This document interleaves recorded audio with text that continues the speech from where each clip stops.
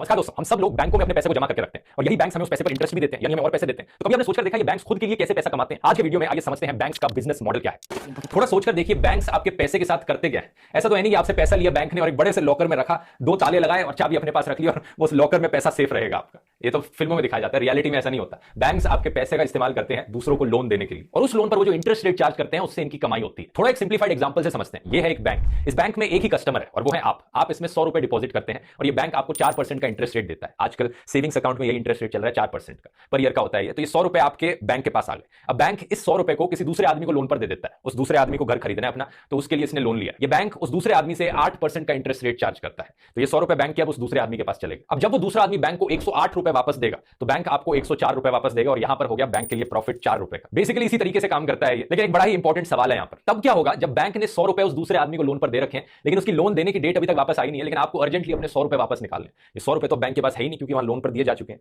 या फिर किसी भी रीजन की वजह से वो दूसरा आदमी लोन वापस पे ही नहीं कर पाता और आपके पैसे तो फिर गए। ऐसी सिचुएशन सही मायनों में बड़ी प्रॉब्लमेटिक होती है बैंक के लिए दोस्तों। ऑब्वियसली किसी भी बैंक में एक डिपॉजिटर और एक लोन लेने वाला तो होता नहीं है, ढेर सारे लोग होते हैं, लेकिन फिर भी हर एक बैंक ज्यादातर अपने पैसे को अपने पास जमा करके नहीं रखता बल्कि उसे लोन में दे देता है लोगों को। इसलिए आरबीआई ने एक रूल रख रखा है कि जितना भी पैसा डिपॉजिटर्स ने डिपॉजिट कराया है एक बैंक में, उसका कम से कम 4% पैसा बैंक को अपने पास कैश रिजर्व में रखना पड़ता है। इस चीज को कहा जाता है कैश रिजर्व रेशियो। और आरबीआई सारे बैंकों का बॉस होता है, तो यहां पर बॉस डिसाइड करता है कि कैश रिजर्व रेशियो कितनी होनी चाहिए। ये टाइम के साथ साथ बदलती रहती है। कुछ टाइम पहले 3.5% के अराउंड थी, आज के दिन ये 4% चल रही है। इसके अलावा एक और चीज होती है स्टैट्यूटरी लिक्विडिटी रेशियो। आजकल ये रेशियो 18% पर चल रही है। ये वो रेशियो है जो आरबीआई बैंकों से कह रहा है कि कम से कम इतना परसेंट डिपॉजिट किया हुआ पैसा तुम्हें वहां पर डिपॉजिट करके रिजर्व रखना पड़ेगा जहां पर हम कहने लग रहे हैं। कुछ जगह है जैसे कि गवर्नमेंट बॉन्ड्स या फिर गोल्ड रिजर्व्स हो गए या फिर सिक्योरिटीज हो गई या फिर पीएसयूज में इन्वेस्ट करना हो गया। तो इंडियन बैंकों के लिए आज के दिन अगर आप 18+4 22% पैसे को भूल जाओ तो बाकी बचा हुआ जो पैसा है सारे डिपॉजिट से बैंक उसका इस्तेमाल कर सकता है और को लोन देने में और अपने लिए प्रॉफिट कमाने में इस लोन के इंटरेस्ट रेट डिफरेंस से। अब आप पूछोगे कि ये भी कोई ज्यादा बड़ी रेशियो नहीं है। इसका मतलब यही हुआ कि जितना भी पैसा हमने डिपॉजिट कर रखा है बैंक में उसका 70-80% बैंक किसी और को लोन में देने लग रहा है। अगर मैं सारा एक बार में निकालना चाहूंगा, सारे डिपॉजिटर्स बैंक के सारा पैसा अगर एक बार में निकालना चाहेंगे तब क्या होगा? बैंक फेल हो जाएगा। तब इस चीज को बैंक रन कहा जाता है और किसी भी बैंक के लिए दुनिया में ये पॉसिबल नहीं हो पाएगा क्योंकि किसी भी बैंक के पास ये सारा पैसा जो डिपॉजिट किया जाता है उसके पास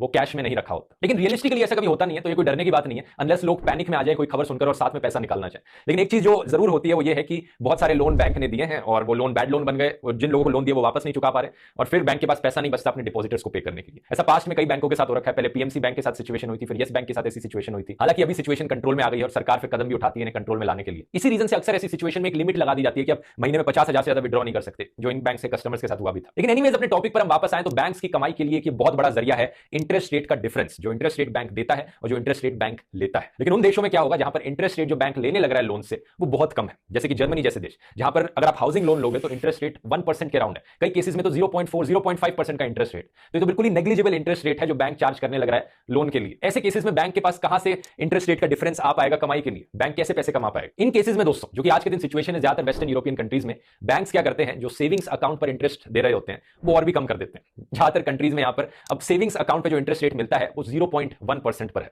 कई केसेस में तो बिल्कुल ही 0% है। बैंक कोई इंटरेस्ट नहीं देता आपको सेविंग्स अकाउंट खोलने के लिए। और दूसरा क्या हो जाता है, फिर बैंक महीने के पैसे चार्ज करने लग जाता है लोगों से बैंक अकाउंट खोलने के लिए। यानी अगर आपको बैंक इस्तेमाल करना है, अपने पैसे डिपॉजिट करके रखने बैंक में, तो आपको मंथली पैसे देने पड़ेंगे बैंक में बस यही करने के लिए। इतना अनरियलिस्टिक नहीं है ये, क्योंकि ज्यादातर वेस्टर्न यूरोपियन कंट्रीज में ये ऑलरेडी होने लग रहा है। अब इसके अलावा दुनिया भर के बैंक्स के लिए 2 और मेन कमाई के जरिए हैं। पहला, फीस और कमीशन से जो पैसा आ रहा है, जो अलग अलग टाइप की फीस चार्ज करी जाती है कि अगर एक मिनिमम अकाउंट बैलेंस आप मेंटेन नहीं कर रहे हैं तो आपसे फीस चार्ज करी जाती है। अलग अलग सर्विसेज जो आप बैंक की इस्तेमाल करने लग रहे हैं उसके लिए जो फीस चार्ज करी जाती है, वहां से भी कुछ पैसा आता है बैंक के लिए। हालांकि ये मेन कमाई का जरिया नहीं है। और दूसरा है इन्वेस्टमेंट्स जो बैंक करता है। बैंक खुद से भी पैसा इन्वेस्ट करने लग रहा है अलग अलग चीजों में, गवर्नमेंट बॉन्ड्स में इन्वेस्ट कर सकता है, गोल्ड में पैसा इन्वेस्ट कर सकता है, स्टॉक मार्केट में इन्वेस्ट कर सकता है, और वहां से जो पैसा आ रहा है बैंक के लिए वो भी एक बड़ा कमाई का जरिया होता है। और एक्सपेंसेस की बात करें तो बहुत हद तक खर्चा एक बैंक का होता है एम्प्लॉइज और मैनेजर्स की सैलरी पे करने पर। 30 से 40% तक खर्चा जो सारे एक्सपेंसेस होते हैं वो यहां जा सकते हैं। वैसे अगर आप भी पैसे सेव अप करने की सोच रहे हैं किसी अपने बड़े गोल के लिए, आपको नया घर खरीदना है, नई गाड़ी खरीदनी है, आप ये कर सकते हैं कुबेरा ऐप के द्वारा। कुबेरा ऐप एक बढ़िया म्यूचुअल फंड्स में इन्वेस्ट करने की ऐप है जिसका आर्टिफिशियल इंटेलिजेंस सॉफ्टवेयर आपको अपने आप बता देगा आपके गोल के हिसाब से कि कौन सा म्यूचुअल फंड आपके लिए बेस्ट रहेगा पैसे सेव अप करने के लिए।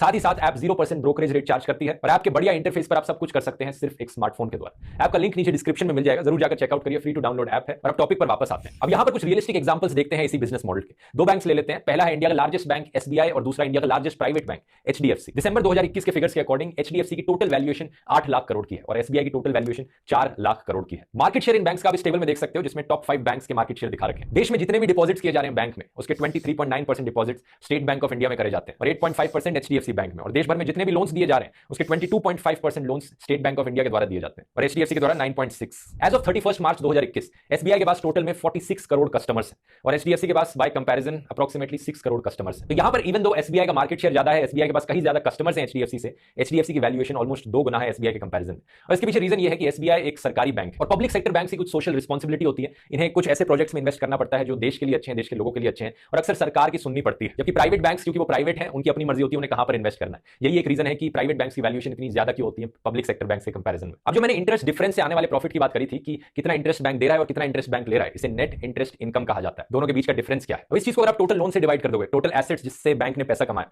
तो आपको मिलेगा नेट इंटरेस्ट मार्जिन। ये एक परसेंटेज है जिसके बेसिस पर आप जज कर सकते हो कि एक बैंक कितना प्रॉफिटेबल है, कितना अच्छा प्रॉफिट कमाने लग रहा है। तो अपने दोनों एग्जांपल्स का नेट इंटरेस्ट मार्जिन देखते हैं कितना। फाइनेंशियल ईयर 21 क्वार्टर 3 की अगर बात करें तो एसबीआई के लिए ये है 3.34% और एचडीएफसी के लिए ये है 4.2%। तो एचडीएफसी कह सकते हो थोड़ा सा ज्यादा प्रॉफिटेबल है एसबीआई से। एक और इंटरेस्टिंग परसेंटेज यहां पर जो काफी इंपॉर्टेंट होती है, ग्रॉस एनपीए परसेंटेज, यानी कि टोटल लोन्स जो बैंक ने दिए हैं उसमें से कितने परसेंटेज बैड लोन्स बन चुके हैं, यानी चांसेस है कि वो लोन कभी वापस नहीं मिलने वाले। एसबीआई के लिए ये रेशियो है 4.77% और एचडीएफसी बैंक के लिए रेशियो है 1.32%। तो ये देखकर आप बता सकते हो कि एचडीएफसी की सिचुएशन कहीं ज्यादा बेहतर है। हालांकि 4% भी कोई इतनी बेकार रेशियो नहीं होती। अगर ये परसेंटेज 7%, 8 या 9% तक पहुंचती है तब इसे बेकार रेशियो कहा जाता है। तब कहा जा सकता है कि बैंक खतरे में है कि अगर इतने सारे लोन जो है वो एनपीएस बन चुके हैं, कभी वापस नहीं मिल सकते, तब प्रॉब्लम हो सकती है बैंक के लिए। और अब हम इन दोनों बैंकों की अगर प्रॉफिटेबिलिटी कंपेयर करें तो इन टेबल्स में आप देख सकते हो। पहले एसबीआई की टेबल देख लेते हैं। साल भर साल बैंक ने कितना रेवेन्यू कमाया, कितना इंटरेस्ट पे करना पड़ा और कितने एक्सपेंसेस हुए बैंक के। फिर निकलता है फाइनेंसिंग प्रॉफिट बैंक का, जो कि एसबीआई के लिए -70,000 करोड़ के आसपास आ रहा है मार्च 2021 के लिए। ये याद रखिए कि यहां पर सारे फिगर्स करोड़ में दिए गए। उसके बाद जो बाकी सोर्सेज है इनकम के वो ऐड किए जाते हैं, फिर डिप्रीशिएशन देखी जाती है और फिर निकलता है प्रॉफिट बिफोर टैक्स, जो कि पॉजिटिव में है एसबीआई के लिए 32,000 करोड़ के आसपास।